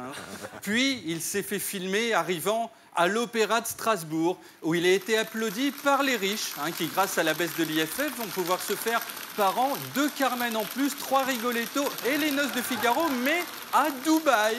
Alors Bruno Le Maire, Édouard Philippe et leurs 2 enfants, Darmanin et Griveaux, se sont eux fait filmer en train de marcher à Paris. Pas le choix, Anne Hidalgo a bloqué la ville, donc c'était soit ça, soit arriver à l'Assemblée à Pâques. À Paris, on voit des types en pleine attaque cardiaque ramper vers l'hôpital en criant « ça va toujours plus vite qu'avec un Uber ». Benjamin Griveaux, justement, secrétaire d'État à l'économie, a croisé cette semaine Pepper, un robot humanoïde capable de reconnaître certaines émotions. Quand il voit Loana, il lui dit « bah dis donc, ça n'a pas l'air d'aller ». Quand il voit Ribéry, il fait une erreur 404. Pepper évolue dans un monde de stars. Il a déjà rencontré le footeux Hatem Ben Arfa, qui lui a dit « décomme-toi, mais je peux m'en payer 14 000 avec un seul salaire mensuel ». Il a été embauché par le maire du 15e arrondissement de Paris, qui a remplacé Jacqueline, la dame de l'accueil, par le robot, parce que lui ne fait pas de pause clope. S'il se met à fumer, c'est un court-circuit, il faut se tailler en courant. Il a croisé Alex Good, animateur télé, qui l'a tripoté comme un malade. Pepper l'a dénoncé sur Twitter sous le hashtag « balance ton port USB ». Il a même fait Halloween. Regardez. Il est aussi mignon qu'un gosse. Et lui, il ne réclame pas de bonbons. Alors, plutôt qu'une GPA qui coûte un bras et oblige à aller au States chercher un bébé qui se fait dessus, prenez un robot. Pierre Gattaz, le boss du MEDEF, a lui aussi rencontré un robot. L'être idéal, selon lui, charge salariale 0 €, jamais malade, tombe pas enceinte, bosse H24. Il l'a épousé ce week-end à Las Vegas en se disant « jamais je pourrais trouver mieux ». Il a aussi croisé, c'est véridique, un inventeur de baskets connectées. Les baskets vous envoient un SMS dès que vous commencez à appuyer des pieds. En fait, Gattaz, c'est Marty McFly. Il vit dans le futur. Florence Parly, ministre des Armées, s'est-elle rendue à Abu Dhabi, où elle a rencontré le cheikh Mohamed bin Zayed Al Nahyan, que pour faire plus simple, elle a appelé gros.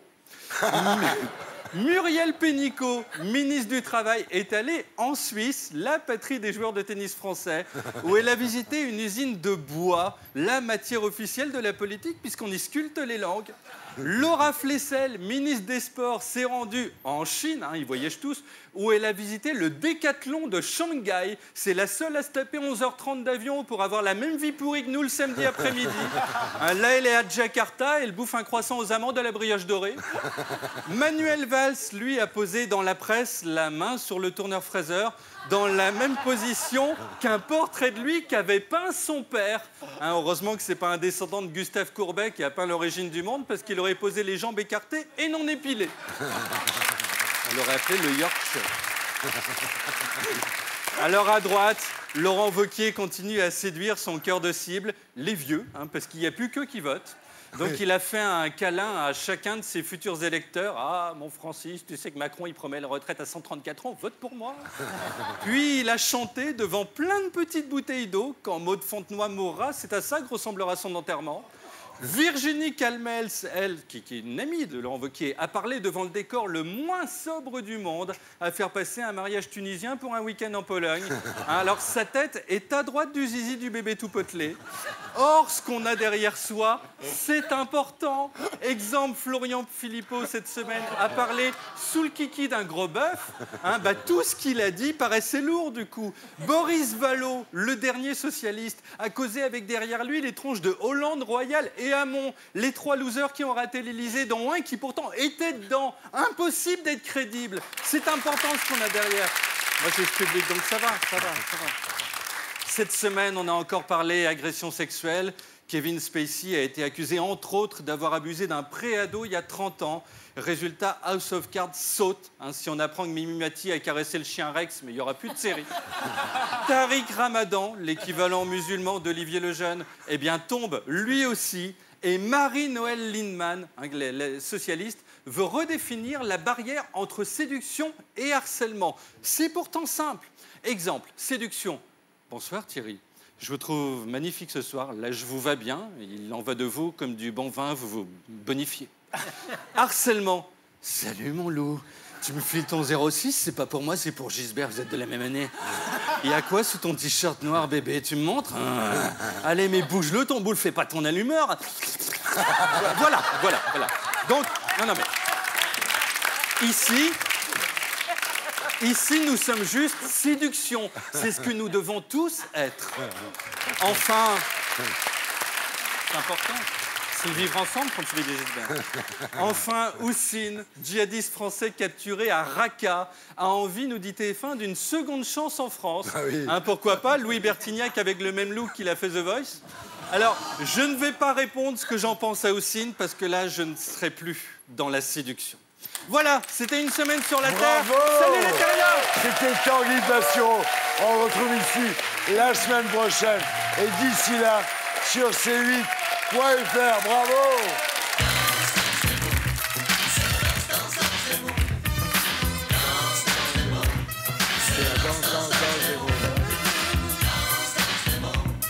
Les terriens du dimanche ont maintenant carte blanche. On repasse en zone libre.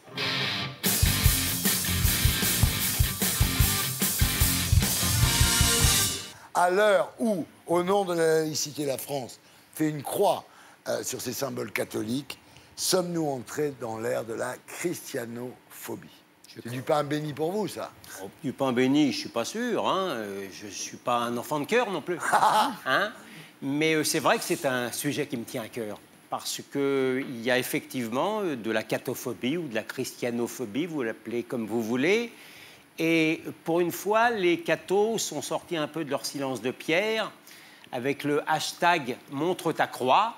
Le sujet, vous le connaissez, c'est le Conseil d'État qui a décidé ni plus ni moins de décider l'amputation d'une croix qui était... À Ploërmel. À Ploërmel, en plein pays breton et catholique, d'une croix qui était placée sur une œuvre artistique dédiée à Jean-Paul II. Vous imaginez à peu près les réactions dans le pays breton. Et c'est un peu normal. Alors, à ce stade, déjà, 2 observations. D'abord, la décision du Conseil d'État, elle est loin d'être indiscutable. On n'a pas affaire à une croix religieuse qui est sur le terrain public. C'est une partie artistique d'un tout. Et d'ailleurs, le sculpteur a parfaitement le droit, au niveau de son droit d'auteur, de refuser l'amputation en question. Et à supposer même, par pure hypothèse intellectuelle, qu'il faille être d'une rigidité d'airain en matière de laïcité. Mais alors, dans ce cas-là, soyons rigides envers tous les cultes. C'est tout. On arrête, par exemple, la nuit du Ramadan à la mairie de Paris aux frais du contribuable parisien. On arrête d'allouer gratuitement des locaux de mairie au culte israélite. On arrête de tolérer les prières de rue islamiques encadrées par la préfecture des Hauts-de-Seine. Voilà la réalité des choses. Mais en vérité, Thierry, les temps médiatiques, les temps politiques sont très durs pour la religion des natifs du vieux pays. Des indigènes que nous sommes. Vous avez maintenant une boîte qui produit des yaourts grecs et des moussaka, qui décide d'enlever la croix emblématique pour ne fâcher personne. Voilà la triste réalité dans laquelle nous sommes. Alors, pendant que l'on interdit les croix sur l'édifice public, qu'on veut arracher les croix, alors par contre, aucun problème de mettre des pluganos à Paris. Aucun problème. On dit des plugs. Aucun problème de mettre des vagins, c'est comme ça on dit. Des vagins. C'est comme ça qu'on dit. Hein, des vagins royaux à Versailles. Aucun problème de mettre des édicules zoophiles où on encule des chiens. On encule des chiens à Beaubourg. Mais il a raison, il a raison. À Beaubourg, sans aucun respect. Pour les chiens. Exactement. Sans aucun respect. Ni pour les vues enfantines, bien effectivement, sûr. Ni pour la protection canine. Alors, je vais vous dire quelque chose, Thierry. Oui. J'ai déjà confessé dans un livre que dans mon enfance judaïque et normande, et c'est la réalité, je ne pouvais pas dormir dans une chambre quand il y avait orné d'un crucifix. Eh bien, aujourd'hui, adulte, le fait qu'on veuille enlever les croix en France me donne des cauchemars. Merci, c'est très bien, bravo. Bah, nous sommes extrêmement, nous les indigènes, sommes extrêmement reconnaissants. Bien sûr. 48. Que vous avez le droit de vivre. Mais on a le droit de vivre, nous aussi. C'est vrai. Pardon, Jérém Sarr, tu vas enlever les crucifix? Non, mais juste par rapport à ce hashtag-là, montre ta croix, je trouve qu'il y a quand même beaucoup d'hypocrisie de la part de cette cathosphère. Parce que c'est vrai que les églises et tous les édifices religieux n'ont jamais été aussi vides. Et d'ailleurs, l'Observatoire des monuments religieux évalue à 5 à 10% des édifices d'ici 2030 qui seront soit vendus, soit détruits, soit abandonnés. Donc tous ces gens qui font soi-disant acte de bonne foi sur les réseaux sociaux en postant des photos avec des croix feraient mieux déjà d'aller à la messe ou de financer, non mais c'est vrai, ou de financer l'Église de France, parce que je pense que voilà, il y en a beaucoup qui se plaignent, mais combien sont sincères? Je pense que c'est avant tout des revendications politiques, bien avant d'être des élans de bonne foi. Non. Ah bah si. Non, je suis pas. Si je peux me permettre. Un mot chacun, parce que. Un mot. Moi, je suis quand même assez choquée d'une chose. Quand on arrive en France, il y a une histoire. Il y a une histoire, il y a eu des croix, il y a eu des choses, et on doit l'accepter telle qu'elle. Bah oui. Quand on vient, moi, dans mon pays, par exemple au Sénégal, oui, il y a l'appel à la prière, oui, il y a tout ça, parce que c'est comme ça. Et personne ne fait changer les choses. Donc, je suis un peu choquée, moi. C'est comme quand on discutait les crèches de Noël, qui n'est pas une fête religieuse, mais païenne, mais on disait il faut les enlever, etc. Je trouve qu'à un moment, on dénature complètement une histoire aussi qui appartient à un pays. Donc, je suis un peu mitigée par Très bien, bravo, ça fait deux. Très bien, bravo. Voilà. Bah, je crois qu'il faut dire les choses, il faut appeler un chat un chat. C'est-à-dire le Conseil d'État est complètement zinzin. Moi, je suis d'accord avec tout ce que vient de dire notre ami Goldnadel, parce que cette croix de Plouhermel, il faut bien reprendre les choses au début, c'est une œuvre d'art. Oui. Elle est belle.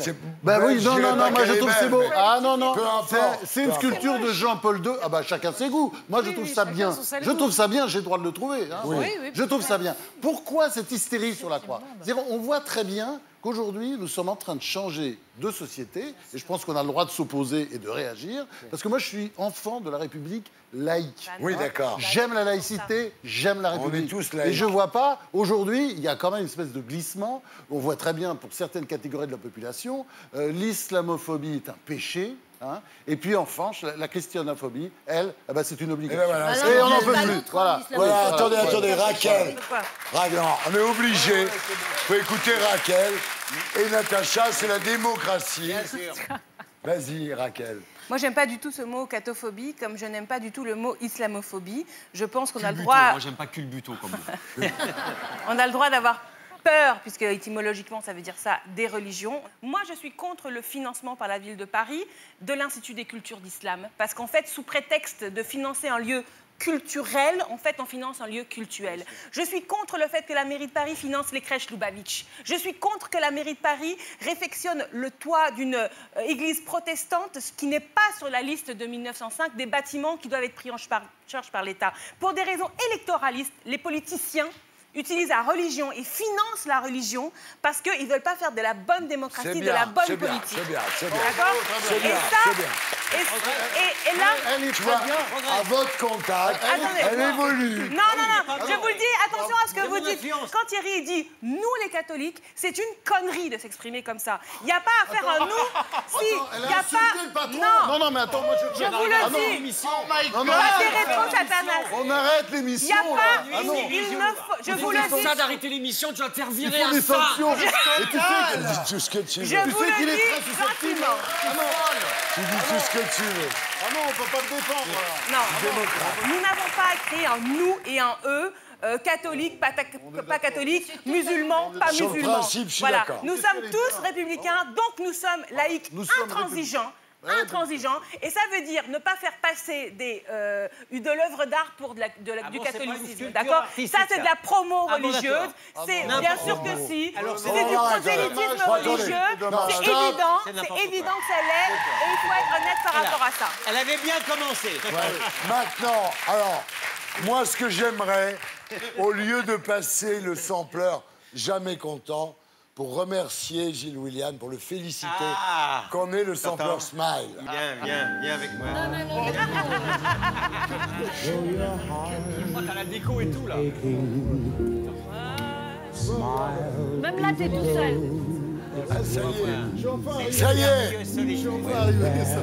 Allez, amour, love. Je suis enfin arrivé. Même la lumière avec moi, j'ai envie de me mettre de l'aftershave.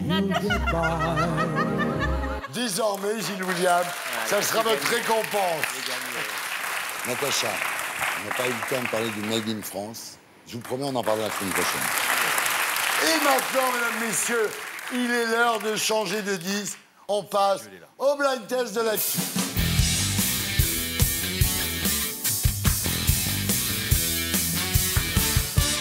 Alors, vous connaissez le principe. Vous écoutez la chanson, vous me dites à quelle actualité ça correspond. On y va. Avec le vent de l'Est, écoutez le tenir. Puigdemont qui est parti en voie de Bruxelles. Elle est bonne, elle est bonne.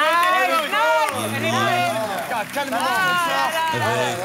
Avec des cathédrales pour unique montagne. L'italienne, elle a fait. Ok, un point pour Natacha Polony. Rien à dire. Rien à dire. Attention, musique. La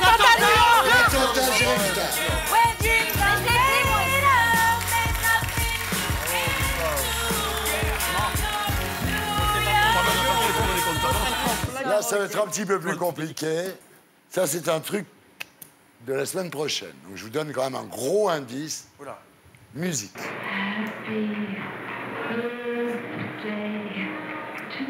La déclassification c'est des l'anniversaire archives sur JFK. C'est l'anniversaire de C'est moi qui l'ai dit. L'élection de Trump. C'est elle qui l'a dit. La vidéo. L'élection de Trump. le replay. Passe le replay. J'avais à peu près une minute et demie d'avance sur J'ai dit l'élection, t'as dit Trump.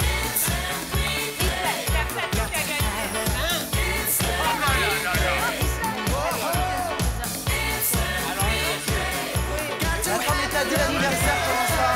J'ai dit Trump. Bon, replay, Stéphane, voilà. Il y a contestation, il y a replay. Sur JFK. C'est l'anniversaire de quel demain? C'est moi qui l'ai dit. Non, L'élection de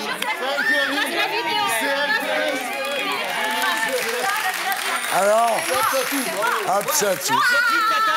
Je quitte la table. Quitte la table, vas-y, Je quitte viens. la table. Viens, je t'accompagne, vas-y, quitte la table. Attention. Pénitencier. Mera. Non, je l'ai dit. Non, je l'ai dit avant. Replay. Pas du tout, j'avais le doigt Non, pointé avant. Mera. T'as pointé le doigt, mais t'as pas Le donné frère, la réponse. j'ai dit moi, mais Mera, le c'est frère moi. de Mera.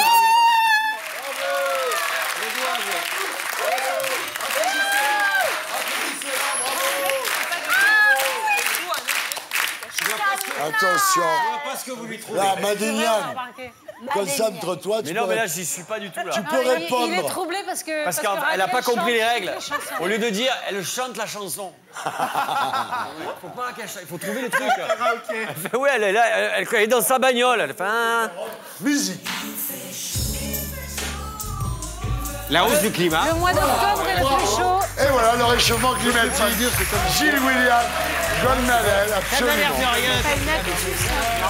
Bien sûr. En quoi c'est dur, là? En quoi c'est dur? Il y a une actu sur le Ah non, réchauffement mais climatique. il n'y a pas plus Non, con, mais là. non, pardon. T'entends, il fait chaud. L'actu, c'est moi qui l'ai donné, Non, mais c'est que le mois est-ce que d'octobre vous est le rendez plus compte chaud qui est le plus sec. Non, mais je sais pas surtout si vous vous rendez depuis compte des décennies. de- Le Non, attendez. réchauffement climatique. de ce que ça nécessite. De ce que ça nécessite. Il a dit la hausse du climat. Non, mais est-ce que ça peut être plus vague? Déjà, Attends, est-ce que ça c'est. veut Non, mais dire il faut avoir Le climat, la on culture dira. politique On lui enlève son point. et comprendre. Il fait chaud, la hausse du climat. C'est Ça quand veut même. rien dire. C'est quand même assez Le appréciable. climat est en bas et il monte. C'est très fort. Non, non, mais il n'y a qu'un mot Sans pour vouloir résumer me ce que vous vanter, faites. c'est fort. C'est antisémitisme. On en est où, Steph? C'est la première Voilà, fois qu'il gagne voilà, un jeu. absolument, on est d'accord, Stéphane. C'est Absatou qui a gagné. gagne. Bravo.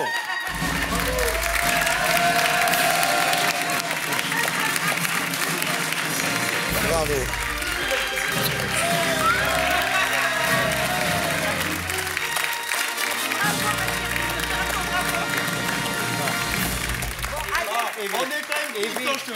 À défaut.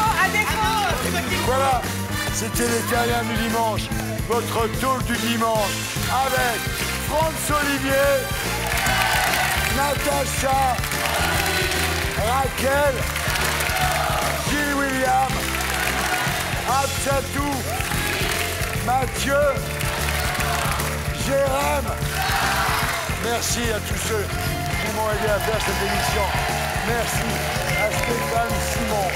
Rendez-vous ici la semaine prochaine à 19h05.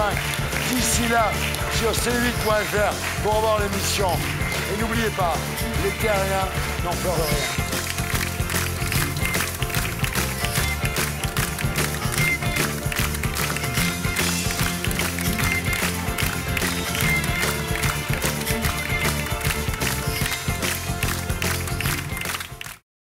Et pour être sûr de ne rien rater de Inarditube, abonnez-vous et mettez un pouce bleu.